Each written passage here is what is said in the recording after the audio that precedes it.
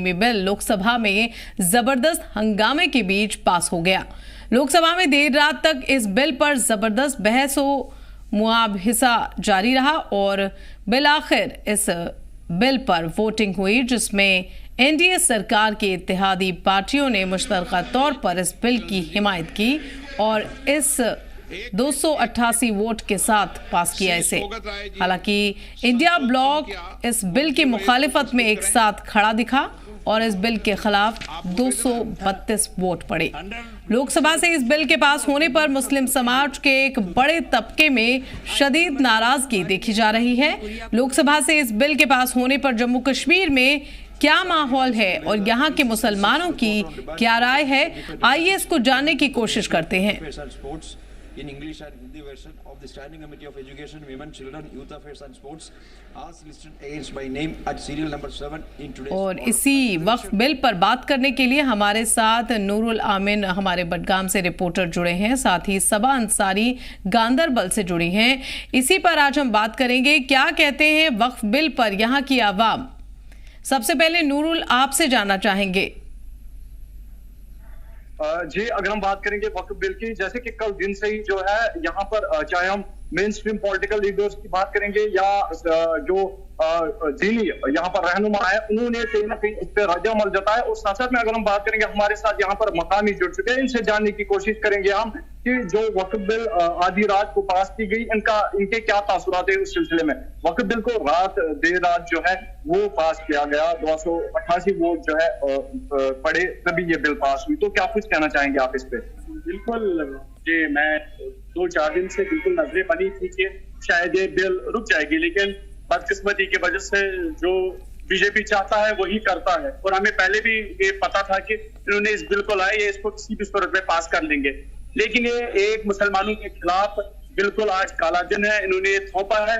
वरना 1972 में ये वक्फ मुस्लिम बोर्ड पर्सनल लॉ बोर्ड बना था, उससे लेकर आज तक जब इसको चेंज करने की जरूरत नहीं थी, तो समझ में नहीं आ रहा है कि भाजपा ने किस बुनियाद पर और किन मसलों को देखकर ये बिल लाई है।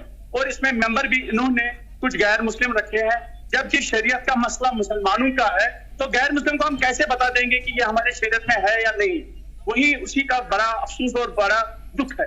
और हमारा अपना बोर्ड था, हमने, आपको पता होगा कि जम्मू एंड कश्मीर भी एक मुस्लिम मेजॉरिटी स्टेट है, और हमने यहाँ से भी एक वक्फ भेजा था जिसमें हमारा डॉक्टर मौलवी उमर फारूक साहब था, हजरतुल इस्लाम आगा सैयद हसन साहब था, और उसके बाद रहमतुल्लाह साहब को भी हमने भेजा था, लेकिन उन्होंने एक की भी न सुनी। और जिनको उनका अपना मन था, तो हमने सोचा था कि शायद हमें इसमें से कुछ चंद पॉइंट्स निकाल कर दूसरे पॉइंट्स लगा देंगे, लेकिन जो इन्होंने एसी कमरे में उस पर सब कुछ पॉइंट्स अपने हिसाब से लिखे थे, इन्होंने बस वही पॉइंट्स लगाकर इसको पास किया है। तो क्या आपका कहना है कि जो मुसलमानों की जो मजहब है, इसमें जो शरीयती कानून है वो मुस्लिम, उसके लिए मुस्लिम होना लाजमी है, इसमें गैर मुस्लिम जो रखे गए हैं उनको पहले शरीयत का पता होना चाहिए, फिर वो इसमें कुछ कर सकते हैं? ये हमारा मिलजुल कर एक प्लेटफॉर्म था ना, इसमें कोई मसला की बुनियाद पे कोई अलग नहीं था। ये हमने 1972 में, अभी भी कह रहा हूँ, 1972 में हमने ये बंबई में उस वक्त ये इजलास मुनक्किद हुआ था, जहां पर सारे मसला जितने भी मसलक है सब ने इकट्ठा कहा था कि नहीं, हमारे पास एक मुस्लिम लॉ बोर्ड होना चाहिए जो हमारी बात करेगा, जो हमारी आगे गवर्नमेंट के साथ कभी भी कयादत करके हमारे अपने मसाइल होंगे वो उनके सामने रख देंगे। लेकिन इन्होंने आज समझ में, मैं ये एक बार फिर कह रहा हूँ, किन बुनियादों पर इन्होंने ये बिल पास की, किन बुनियादों पर इन्होंने ये फैसला किया है, समझ में नहीं आ रहा है। और दूसरी बात की, लेकिन नूरुल, आप जिनसे बात कर रहे हैं उनसे हम ये जानना चाहेंगे कि उनके हिसाब से किस तरीके से नुकसान हो सकता है इस बिल से मुसलमानों को, जरा इस पर इनकी राय देखना चाहेंगे। इस पे यही नुकसान है कि अगर किसी जगह वक्फ का जमीन है, उसके लिए इन्होंने किसी भी ऑर्डर की पूछने की जरूरत नहीं है। ये तब तक अटैच गवर्नमेंट ये रहेगी, जो भी वक्फ का जमीन होगा वो अटैच गवर्नमेंट रह सकता है, वो गवर्नमेंट चाह सकता है किसी भी सूरत में उसको ले जा सकता है, उसमें फिर वक्फ का कोई अमल दखल नहीं होगा। लेकिन सरकार कह रही है कि इस बिल के लागू होने से कुछ धार्मिक सुधार भी किए जा सकते हैं और कुछ ऐसे लोगों की मदद भी इसके जरिए की जा सकती है जिन्हें इसकी जरूरत है, और कुछ लोग जो इसका फायदा उठाते आए हैं अब तक, वो उस पर लगाम लग सकेगी। आपका क्या कहना है इस बारे में? बिल्कुल आप जो बात कर रही है, लेकिन ये तब मुमकिन हो सकता है जब पूरे आलिम, जितने भी इंडिया में जितने भी मुस्लिम आलिम बैठे उनके साथ बात होती, उनके साथ मशवरा होता है कि क्या करना है क्या नहीं करना है। जब सब उनके खिलाफ है, इसका मतलब नहीं कि ये किसी के हक में नहीं है। अगर चलो कोई 10 आदमी इनके हक में होते हैं, कहते नहीं ठीक है आप लाओ कानून है, ठीक है, लेकिन जब सब नाराज है, सारे इंडिया के मुस्लिम इससे नाराज है, तो हमें लग रहा है ना कि ये एक साइड फैसला है। इन्होंने जानबूझकर मुस्लिम समाज। तो हमारे साथ इसी पर बात करने के लिए सबा अंसारी भी गांदरबल से जुड़ी हैं। सबा, आपसे जानना चाहेंगे, वक्फ बिल कल पास हो गया देर रात और अब राज्यसभा में इसे पेश करने की तैयारी की जा रही है। ऐसे में जम्मू कश्मीर की आवाम किस नजरिए से इस वक्फ बिल को देख रही है? जी देखिए, बिल्कुल अगर हम इस बिल के हवाले से बात करें तो अगर हम खासतौर पर जम्मू कश्मीर की बात करें, मुस्लिम मेजॉरिटी स्टेट है या यूटी है, और यहाँ पर भी लोग जो है ज्यादातर इसके अगेंस्ट है। वो नहीं चाहते थे कि ये बिल पार्लियामेंट में इस तरीके से पास किया जाए, और जिस तरीके से हुआ है, और जितने भी मुस्लिम यहाँ पर है उनका यही कहना है कि ये बिल की जरूरत नहीं थी और तमाम जो फंडामेंटल राइट्स है उनका उल्लंघन ये एक बिल जो है वो कर रहा है। और रिलीजन जो एक हमारे साथ इस वक्त, जी सब आपको थोड़ा रोकना चाहेंगे, हमारे साथ बीजेपी के स्पोक्स पर्सन अल्ताफ ठाकुर इस वक्त फोन लाइन पर जुड़े हैं। अल्ताफ जी, आपसे जानना चाहेंगे इस वक्फ बिल पर आपका क्या कहना है, किस नजरिए से आप इसे देख रहे हैं? जम्मू कश्मीर की आवाम का क्या नजरिया है इस बिल को लेकर? देखिए, वक्फ अमेंडमेंट बिल जो कल रात पास हुई है, भारतीय जनता पार्टी इसका खैर मकदम करती है, हम वेलकम करते हैं और ये मान के चलते हैं कि वक्फ की जरूरत थी। अगर हम पिछले 70 साल से वक्फ का जो रिकॉर्ड उठा के देखते हैं तो जो पसमानदा मुसलमान है या गरीब मुसलमान है, किसी भी तरीके से कोई राहत मिली नहीं। कुछ ठेकेदारों ने इस प्रॉपर्टी पे कब्जा करके रखा था और वही चला रहे आज के, क्योंकि जो एक ट्रांसपेरेंसी और अकाउंटेबिलिटी होनी चाहिए थी वो दिखाई नहीं देती थी। खासकर अगर हम जम्मू कश्मीर की बात करें, देखिए जम्मू कश्मीर में वक्फ बोर्ड आजादी के बाद ही बना, लेकिन आज तक न कोई हॉस्पिटल बना पाए, न कोई स्कूल बना पाए और न कोई कॉलेज न बनाए। जब करोड़ों रुपए का रेवेन्यू उनको आता था, लेकिन पता नहीं चलता था कि वो पैसा कहाँ जाता और कौन उसको खाता था। और इवन की जो यहाँ की रीजनल पार्टीज है वो वक्फ का जो पैसा होता था उसको अपने इलेक्शन फंड के तौर पर इस्तेमाल करती थी। लेकिन कल की जो बिल पास हुई है उससे अब ये उम्मीद जगी है कि ये भरोसा हो गया है कि अब ट्रांसपेरेंसी होगी, अकाउंटेबिलिटी होगी। जो डाउन टू जो मुसलमान है, पसमानदा मुसलमान है, उनको किसी न किसी तरीके से फायदा मिलेगा। जी अब जम्मू कश्मीर जी, लेकिन देखना रहेगा कि इससे आने वाले कल में जम्मू कश्मीर का किस तरीके से। बढ़ते हैं आगे। अक़लियती फलाह और बहबूद के वजीर किरेन रिजिजू ने बुधवार को वक्फ तरमीमी बिल लोकसभा में पेश किया। इस पर देर रात वोटिंग हुई जिसमें इसे पास कर दिया गया। लोकसभा में इस बिल को पास कराने के लिए एनडीए और उसकी मुआविन जमातें मुतहद दिखी, वहीं इंडिया ब्लॉक इसके खिलाफ रहा।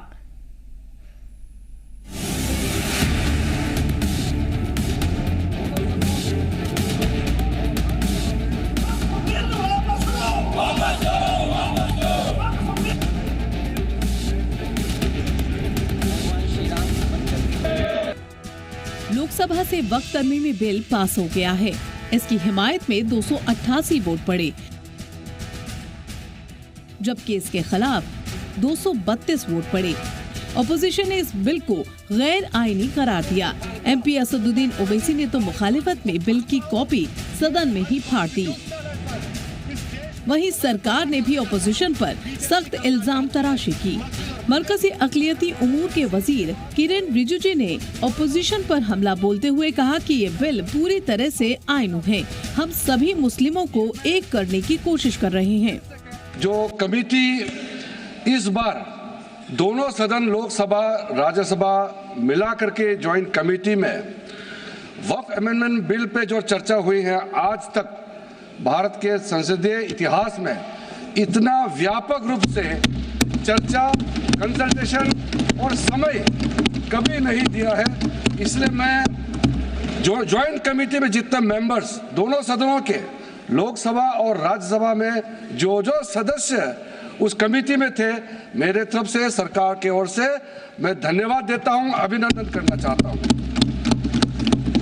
अध्यक्ष महोदय जी, कुल मिलाकर के 97 लाख 27,772 याचिकाएं ऑनलाइन, फिजिकल, मेमोरेंडम के रूप में, रिक्वेस्ट के रूप में और सुझाव के रूप में पूरे तरह से सरकार ने देखा है, वो जेपीसी के माध्यम से हो या डायरेक्ट दिया हो, हमने सब उसको देखा है।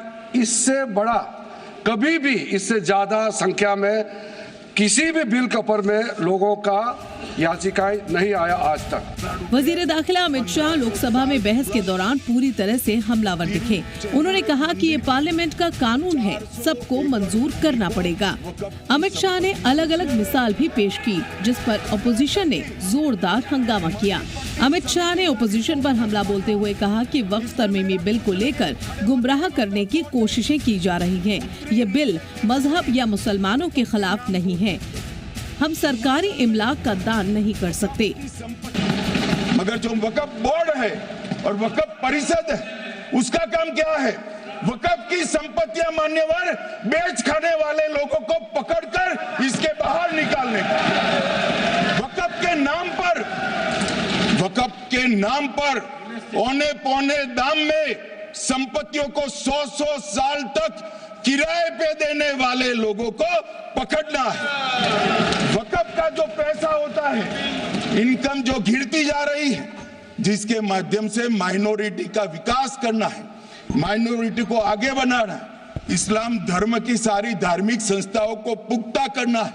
ये पैसा जो चोरी होता है ना, उसको पकड़ने का काम वक्फ बोर्ड, वक्फ परिषद कर रहे हैं। असदुद्दीन ओवैसी ने लोकसभा में बिल की कॉपी को फाड़ने की बात कही। ओवैसी ने कहा कि मैं भी गांधी जी की तरह इस कानून को फाड़ता हूं। ओवैसी ने हमला बोलते हुए कहा कि बीजेपी ये ज्ञान दे रही है कि कुछ नहीं होगा, मदरसों को निशाना बनाया जा रहा है।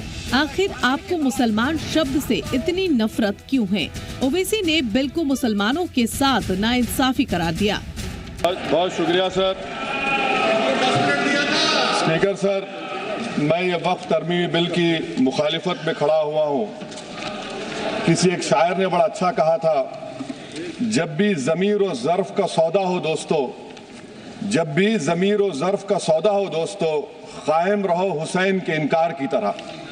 सर, ये वक्फ तरमीमी बिल भारत के गयूर मुसलमानों के ईमान पर, इबादत पर एक नरेंद्र मोदी की हुकूमत ने इस मुल्क की सबसे बड़ी अक़लियत के खिलाफ एक ऐलान जंग कर दिया। और ये जंग ना सिर्फ मेरे जिस्म पर है, बल्कि मेरी आज़ादी पर, मेरी समाजी और माशी मार्जिनलाइजेशन पर है, मेरी शहरियत पर है, मेरे मदरसे, मस्जिदों, खानखाहों और दरगाहों को निशाना बनाया जा रहा है। तो मैं गांधी की तरह इस कानून को फाड़ता हूं। ये अनकॉन्स्टिट्यूशनल है सर। इस देश में झगड़े पैदा करने का काम बीजेपी करना चाहती है। बारामूला से आजाद एमपी अब्दुल रशीद शेख ने कहा कि वो वक्फ बिल के खिलाफ खड़े हैं। इंजीनियर रशीद ने बीजेपी के साथ साथ कांग्रेस को भी निशाने पर लेते हुए कहा कि मुझे दोस्तों ने भी मारा, दुश्मनों ने भी मारा। बीजेपी खुलकर बोलती है। कांग्रेस सेकुलरिज्म के नाम पर मुसलमानों की पीठ पीछे छुरा घोंपते हैं। जमहूरियत है कैसा तर्ज तमाशा, जहां सिरों को गिनते हैं तोला नहीं करते। मैं ये अर्ज करूंगा,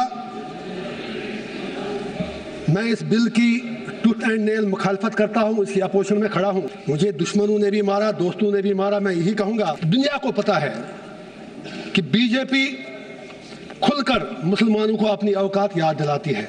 लेकिन जहां तक कांग्रेस का ताल्लुक है, ये सेकुलरिज्म के मीठे रस में खंजर डालकर मुसलमानों के पीठ के पीछे डूबते हैं। यह भी सच्चाई है। वक्फ तरमीमी बिल पर लोकसभा में हुई बहस के दौरान सदन की कार्रवाई में मौजूद रहे नेशनल कॉन्फ्रेंस के सांसद मियां अल्ताफ ने बिल की मुखालिफत करते हुए इसे गैर कानूनी और गैर आईनी करार दिया। इसका मुफक्कर और अच्छी सोच रखने वाला आदमी, चाहे वो किसी भी मजहब से ताल्लुक रखता है, चाहे वो किसी भी जात से ताल्लुक रखता है, चाहे वो किसी भी खित्ते से ताल्लुक रखता है, वो समझता है कि ये बिल जो है ये एक ख़ास तबके के लिए लाया गया है। उनके हकूक़ का तहफ़्फ़ुज़ जो है वो इसमें लेने की कोशिश की गई है। ये हर एक आदमी जो हिंदुस्तान का है वो ये बात समझता है। अहमद साहब एक सेकंड। सर ये बिल जो है ये सोसाइटी को डिवाइड करेगा। हमारा मुल्क हिंदुस्तान जो पूरी दुनिया में सेकुलरिज्म के लिए मशहूर है, ये बिल लाने से और इस किस्म के कानून बनाने से पूरी दुनिया में हमारा जो सेकुलरिज्म का करैक्टर है इस मुल्क का, उस पर क्वेश्चन मार्क लगता है। और हमें इस बात का दुख है कि हिंदुस्तान की जो सेकुलरिज्म है उस पर किसी किस्म की भी कोई आंच आए। आज की ये हुकूमत बेरोजगारी के लिए कुछ भी नहीं कर रही है, महंगाई के लिए कुछ भी नहीं कर रही है, और लोगों की अटेंशन को डाइवर्ट करने के लिए इस किस्म की चीज़ें जो हैं वो की जा रही हैं, ताकि बुनियादी जो मसले हैं उस पर ये लोग जो हैं वो उसकी तरफ आवाज़ बुलंद न करें। हम मुसलमानों का ये खदशा ठीक है कि हमारी ज़मीनें जो हैं, वक़्फ़ की जो ज़मीनें हैं, जो मुसलमानों की ज़मीनें हैं, उनको किसी न किसी तरीके से उनको लेने की कोशिश की जा रही है। और इसमें जो हमारे खदशात हैं वो उसकी जो हम कह रहे हैं उसके बारे में कोई भी ऐसी चीज़ नहीं बताई गई है ठोस, जिससे हमारे खदशात जो है। सर 2 मिनट और दे दीजिए। मुल्क जो है ये गुलदस्ता है, ये फूलों का गुलदस्ता है। इसमें अगर एक फूल जो है या कुछ फूल जो हैं वो ख़राब हो जाए तो फिर इस गुलदस्ते की कोई इज़्ज़त नहीं रहती है। ये मुल्क तब भी इसकी इज़्ज़त पूरी दुनिया में होगी जब इसमें हर आदमी, इस गुलदस्ते का हर फूल जो है वो मुतमईन हो और उसकी इज़्ज़त हो। एक मिनट सर, 2 मिनट सर। अगर यहाँ पे वक्फ की मैनेजमेंट के मसलों के लिए जिनका बार बार यहाँ जिक्र किया गया, अगर कुछ उसमें प्रॉब्लम्स थी, कुछ उसमें कमज़ोरियाँ थी, उनको दूर किया जा सकता था। लेकिन इस तरीके से पूरे कानून को बदलने का कोई मकसद नहीं है। लोकसभा में अपोजिशन लीडर राहुल गांधी ने वक्फ तरमीमी बिल को एक हथियार बताया। उन्होंने कहा कि इसका मकसद मुसलमानों को हाशिए पर धकेलना और उनके निजी कानूनों और इमलाक के हुकूक को हड़पना है। उन्होंने आगे कहा कि कांग्रेस पार्टी इस कानून की पुरजोर मुखालिफत करती है क्योंकि ये भारत की सोच पर हमला करता है। वक्फ तरमीमी बिल पास होने के दौरान मुल्क के कई हसास इलाकों में सिक्योरिटी बढ़ा दी गई है। खास तौर से यूपी के अलग अलग हिस्सों से पुलिस के फ्लैग मार्च की तस्वीरें सामने आईं। लखनऊ, कानपुर, वाराणसी, अयोध्या और संभल जैसे अहम शहरों में पुलिस अफसरों ने गश्त करते हुए लोगों से बातचीत की और अमन बहाली का जायजा लिया। ब्यूरो रिपोर्ट, केसर टीवी।